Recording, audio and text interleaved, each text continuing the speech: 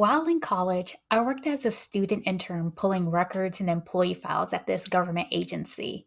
And those files were thick. They were filled with years of notes, reviews, and promotions. And I was so curious to see what was inside, kind of a little bit nosy. And I wanted to see what people over the duration of their career made.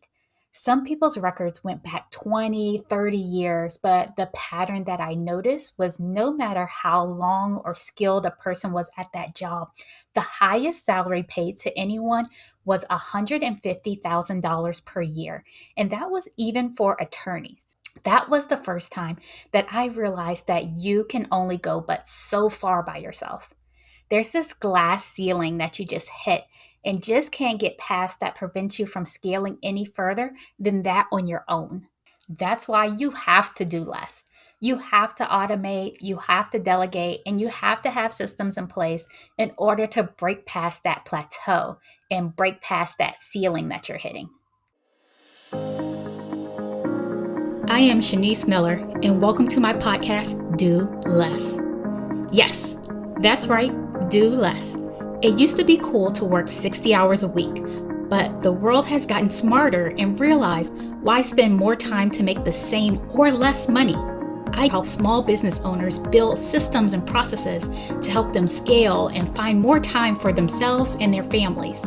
I'm going to provide you the best practices and all the tools and tips to scale your business. Welcome to my show. Today, I'm bringing Darla on the show to share her experience on scaling. Darla is an award-winning interior designer, head wingnut at Wingnut Social. I find that to be like such a good head wingnut. She's a podcast host, social media speaker, and former police detective. I did not see that one coming. So Darla, thanks so much for coming on the show today. Well, thank you so much for having me, Shanice. I really do appreciate it. And then, of course, the audience may or may not know that you're on my podcast, Designed by Wingnut Social, episode 325. So you guys are going to have to go check that out. Super, super good episode. But Yes, thank you. yes. Please go check it out. It was a really great. Darla and I just have so much energy between the two of us. So, Yeah. Darla, I did not see you being a former police detective. Even when I was on your show, I did not see that at all. What made you get into law enforcement? Oh, well, funny story, and I'll keep it short, so it's not so painful. But when I was younger, I didn't have a college degree. I still don't have a college degree, and I was just kind of floating around from odd jobs, sales jobs, things like that. And I saw an ad in the newspaper. They were hiring. The state of Florida was hiring for a wildlife officer.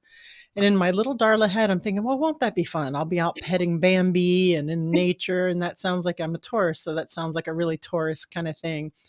Well, I applied, I got accepted to the position, and it wasn't until I was like in the middle of this application process that I learned, wow, this is actually for a law enforcement position. Like, well, here I am. I'm in it. I might as well keep going. I went through the academy, graduated. Turned out that game and fish, being a game warden, wasn't really my thing, because instead of helping hunters hunt Bambi, I was like going on through my Bronco, my Ford Bronco at the time that was assigned to me, on my PA, on my car PA, saying, "Run, Bambi, run." Wasn't the best fit. But I had this certification in law enforcement with the state. And I said, well, I don't want to waste this. And I applied Miami-Dade Police Department. And 18 years later, I retired from Miami-Dade Police Department as a sergeant in the agricultural patrol, say that 10 times, as a detective sergeant for ag patrol, agricultural related crimes and some such. Wow. So I So, definitely well, did not see that coming. That was the journey of becoming a cop. Like, I was just like, okay, she's going to have this like intense, like passion to protect and serve. and I did, I turned it to that. But then after a while, I was getting so burnt out, and midlife crisis. I was in my 40s. I think I retired at 47. I was like, am I really happy? Is this what I want to be doing? And I had been doing design on the side as a side hustle, and ever since I was a kid, for pleasure and for friends. And I started doing that as a side hustle business, and that started taking off. So I was like, this is fun. Let me do this. I can't do both, excellent. So I have to choose one. So I chose the design side. What was Yeah. making you so burnt out as a cop? Because I mean, we get burnt out in careers as well as business, but what was it that made you burnt out as a cop? Oh my gosh, do you watch the news ever? It was just getting so thankless, and, I'm not gonna say more dangerous because there's always been an element of danger. I was in a shooting, I've done everything on that. But I was just it seemed like it was time. It was so stressful, and as a supervisor, it was stressful not only for your own safety, but you're responsible for the safety of, 10 to 12 other people.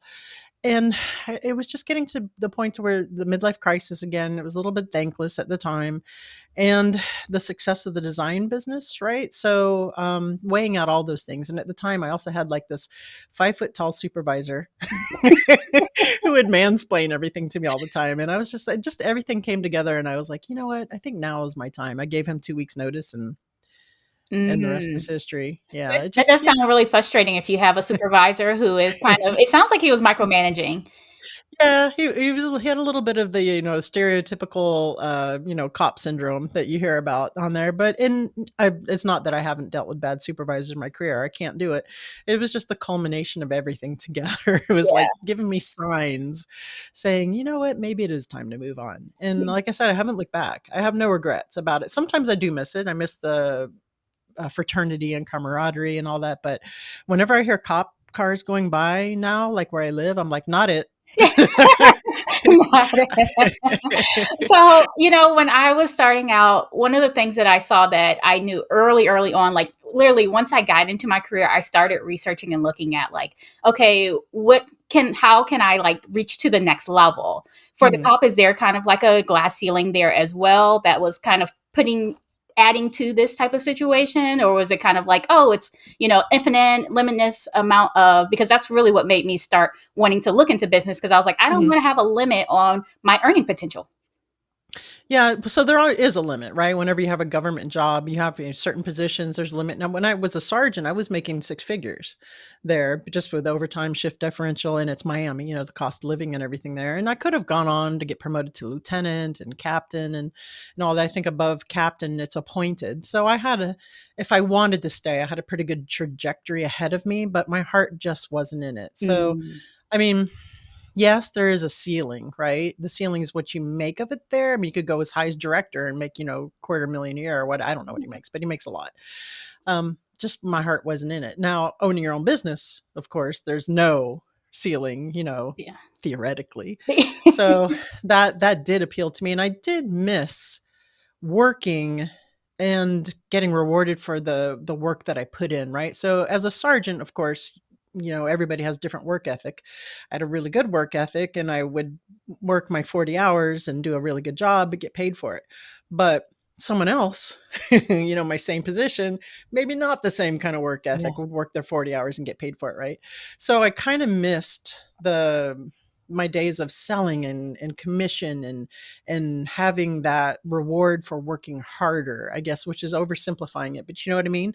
So now if I go out and I put something in place or I put systems and processes in place or do sales in a certain way, I'm rewarded for that performance. It's so the actual just salary stuff and 40 hours and just getting your paycheck was Mhm. killing that part of my soul a little bit as well. It does, it does. I completely Yeah. agree with that because it's just like, all right, well, what am I working towards? I can be complacent. I can still make the same amount. Yeah. There's Yeah. no reward system for wanting to like do extra work or go above and beyond time after time again. So that Yeah. switch, though, once again, is a completely 180 from being a cop to an interior designer. What sparked that? What was just like, oh, I like interior design too.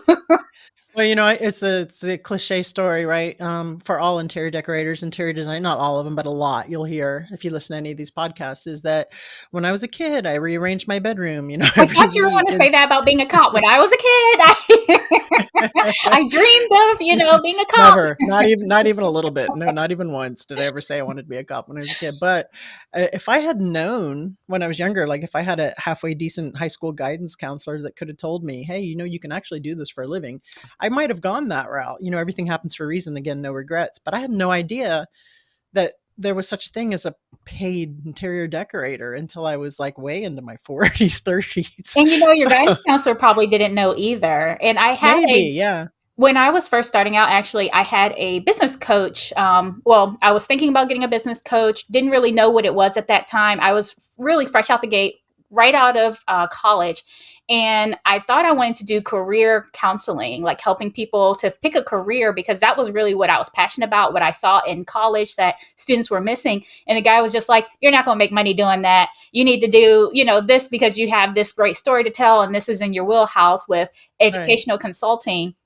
But what I realized was just that that wasn't the right coach for me for that particular area, and that you have to find that specific coach. If you want to learn systems, you have to go to someone who has the systems in place and knows what they're doing to get to the same level that you want to get on. The same with you and the person who told you, your high school career coach wasn't like, oh, you can make money being an interior designer, because a lot of times, especially growing up, your parents are like, oh, Mhm. you're not going to make money doing that artsy degree. You need to go ahead and do something like, be a engineer or something else. Uh-huh. So Yeah. interior design was always in your wheelhouse. You always had that fire in you for it. And what made you Yeah. say, okay, I can make money doing this? So, when I was a cop, I did a lot of interior design. I'm holding up my fingers in quotation marks if you guys are just listening to this, on my own homes, right? And I'd flipped a couple of residences that I Mm. had where people were like, after we buy this, will you design it? Will you decorate it for us? And then that kind of started the light bulb. And then I said, So I have were friends. they seeing your designs in there, like for, while you were selling it, they saw your designs and asked you? Okay, Yeah, got yeah, it. yeah. So I sold them really quickly because I did that, which actually reminds me, I wanna get back into that. But that's another podcast.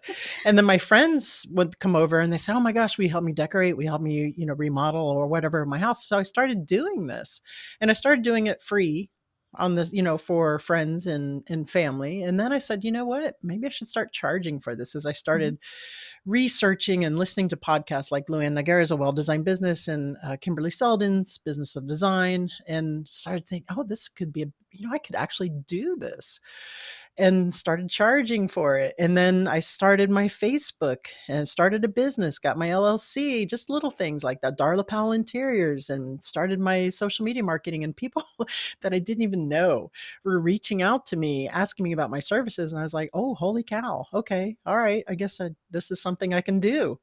So that's how it became professional, but it just kind of happened. I didn't really go into it like back in the day when I was decorating to say, oh, someday I'm going to do this professionally. It's just kind of morphed. Wow. So that's actually a really interesting story to hear, that it really did just kind of happen for you. So Mhm.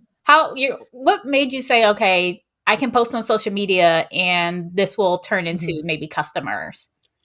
So when back in the day, again, I did mention Luann Nigara's A Well-Designed Business podcast. So she's the Mm. goat, right? The interior design business podcast. We all aspire to, have shows as good as ours. Maybe I speak for myself, I guess. But she would have guest experts, guest speakers on there, and she had an expert on there, that Mark McDonough, he was a social media expert at the time. And I was listening to him and I said, oh, that, I should pay more attention to my social media marketing, just in a very general, very high level kind of way. And went in there on Facebook, started my account for my interior design firm, and then started getting hits on that. And then this is really good marketing tool, because I've always been interested in marketing. I love marketing, just love it. And started researching articles on social media, and how to run your business on social media and Instagram as it grew, and just kind of self-taught with that. And the more traction that I got from there, the more I was interested in learning, Hmm. about, okay, let's really make this, let's really leverage this and get in there. And I grew my Instagram account to like 7,000 followers in the first, I want to say 5 or 6 months, That is just truly using amazing. trends. Thank you. Trends and techniques. I have 20,000 now. Even though it's not an active design account on my personal one.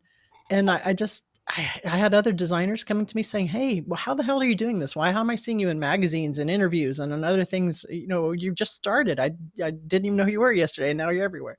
Yes, I So wanna know too. How are they seeing you in designs and magazines when you just started? Because, I mean, I heard through the grapevine that you became a top 5 interior designer in Miami in less than 16 months. Like, wow, that is huge scaling. Yeah, it's crazy, and I'm so blessed, and a lot of it, of course, is synchronicity, right, and where you are, and at the right time. But I think it was just really just being consistent and tenacious and visible Mhm. on social media. And when I started, it was in like late 2016, 2017. Organic growth on social media was a lot easier to come by. I was networking in the interior design groups and in the chats, and of course, I coupled that with making personal appearances at High Point Market, and networking with people like Jane Dagmy, who at the time was with Designers Today, and getting magazine articles. I was in Business of Home. They were reaching out to me for expert tips on social media and design. And I can't remember. There's a few more that I was in. I can't remember at this time. And it was just crazy. It seems like once you kind of break that ice and you become visible and you're in one magazine, or people are starting, oh, let me reach out to her, and it just kind That of snowballed. snowball technique, Yeah. wow. That is And it truly was all through social. yeah, Now it's harder to do that, right? If you're just starting out, because the social media platforms, the organic growth and visibility, they've tempered it a lot with their algorithms. mm. So, that was the synchronicity piece, but it's still possible with the right strategy, of course, and little elbow grease. Okay, we're going to get to that because you know all about the strategy. Being that detective, having that background of looking into and figuring out like what are the clues leading me to, I think that makes you so good at being into strategy, figuring out what works in the marketing strategy. But I want to know because I mean, I know it sounds great to be in a lot of those places. Like I was featured in Forbes and I was featured on Nice. BET and things like that. And I also know that followers and being in all those features, they don't always equal dollars.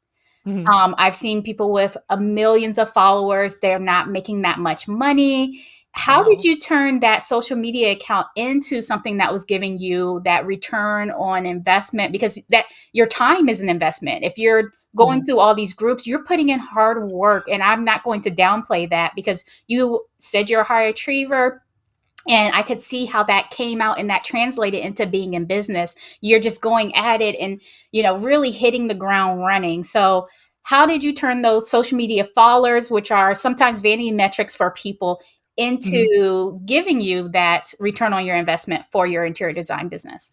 Well, first of all, I want to say, if you know of anyone that has millions of followers who's not making money from their social, they need to call us because they're doing something horribly wrong there. So, Well, you see it all excuse the me. time. People will have Yeah. I reached out some one time like years ago to this one girl who had like millions of subscribers on social media doing fitness, but she just did Mhm. not know the business part of it. She knew how to do videos and do the cuts, and Yeah. that's what I see with a lot of creatives. They know how to do the cuts and the videos and everything, but they Mhm. just don't necessarily know the business behind it. How do I get, because she said she wanted to sell those bands that you would Mhm. have. And she was just like, she did not know how she would go about doing that. And it was just, Mhm.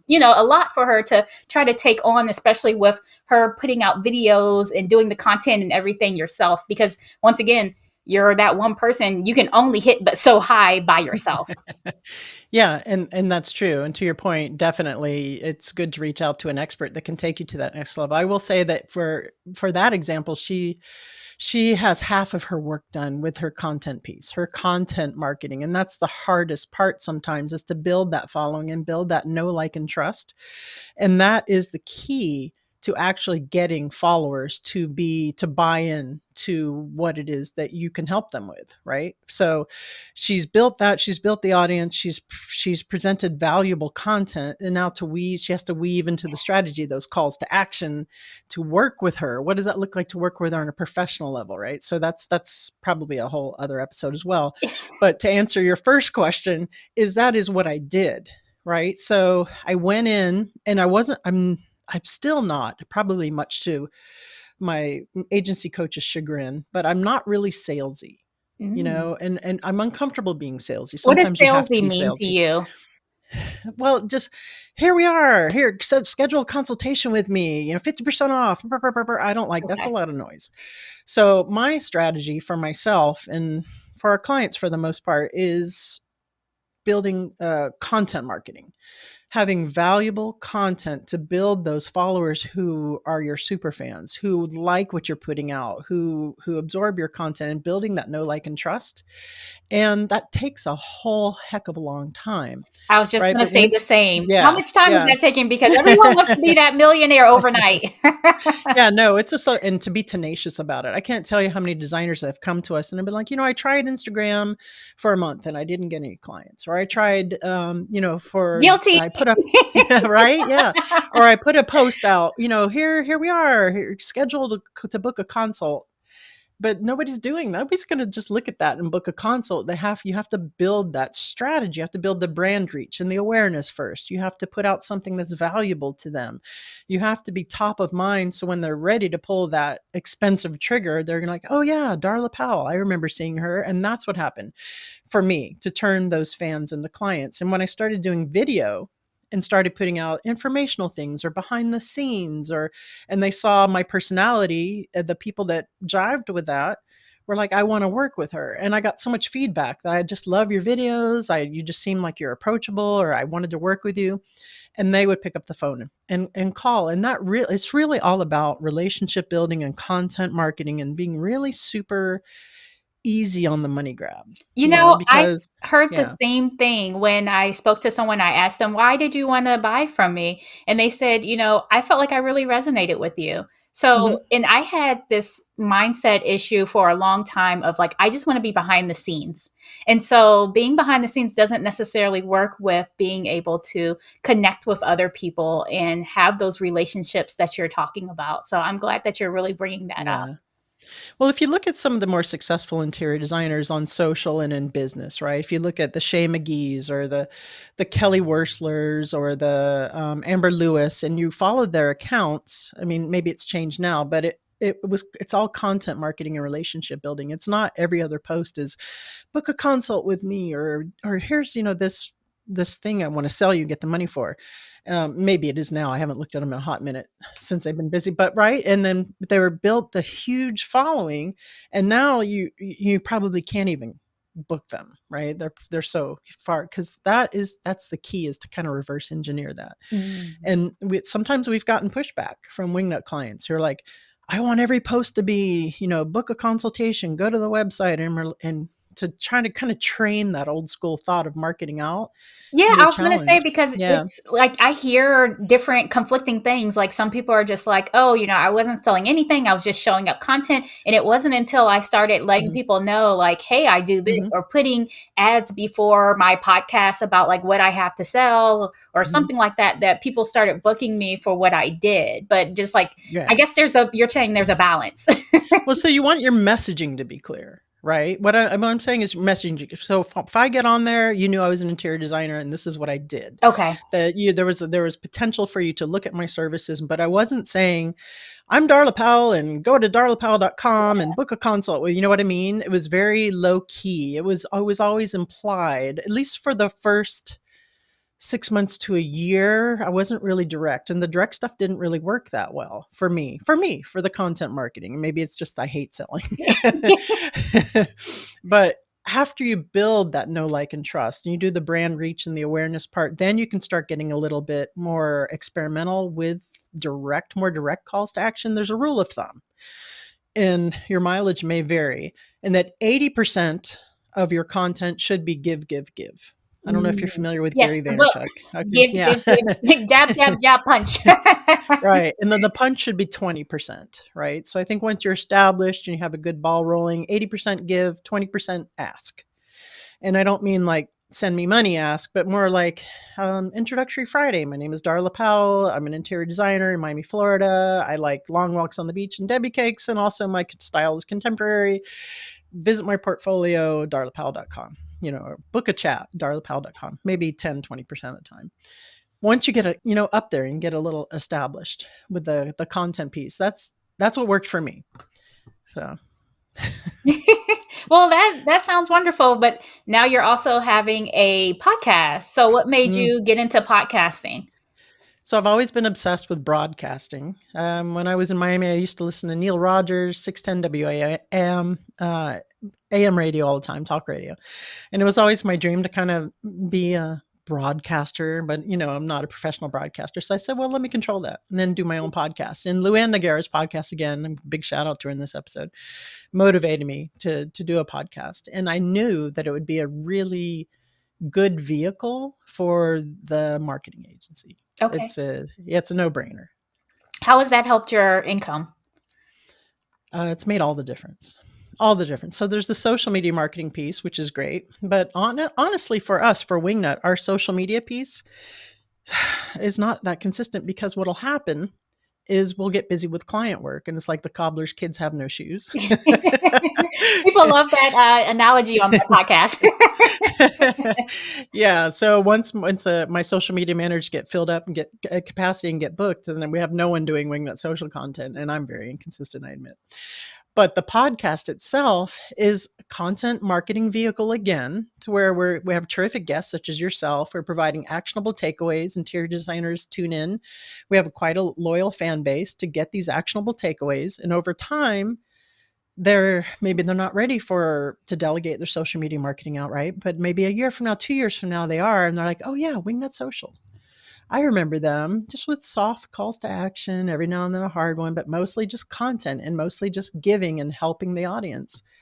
Then they call, and it took a while again, but we're in a nice spot right now. But that's how you have to do it. You can't just go out the gate like bye bye bye bye bye. You have to build that relationship and that trust Well, in giving. speaking of, since we're already talking about like putting the plug in for yourself, so please put the plug in for yourself, Darla. If people want to know how to reach you and how they can get social media help or interior design work. Oh, you're right. I am the Grand High Poobah of Wingnut Social. Wingnutsocial.com is a digital marketing agency for interior designers and to the trade professionals. And I am not doing my interior design work at the moment because it's like the cop or designer thing. Am I doing marketing or design? Because Yeah, I it's want to too much. focus 100% and to be the best I can at one thing. So that is wingnutsocial.com. We also have a new course out, Instagram for interior designers, Mm. which is an online on-demand course. So maybe you're not quite at the point to where you want to delegate your social media marketing out, but you need some help. You can find that at wingnutsocial.com too. Well, that's so wonderful. Thank you so much for coming on, Darla. It's been such a pleasure talking to you as always. Same, same, same. So good to see you again. And we have to have you back on Design by Wingnut Social. I would love it. So, this has been an amazing episode of Do Less with me, Shanice Miller. Share this episode with anyone who needs this today. Leave a 5-star rating and review. And remember, if you're an entrepreneur and need to do less in your business, come talk to me.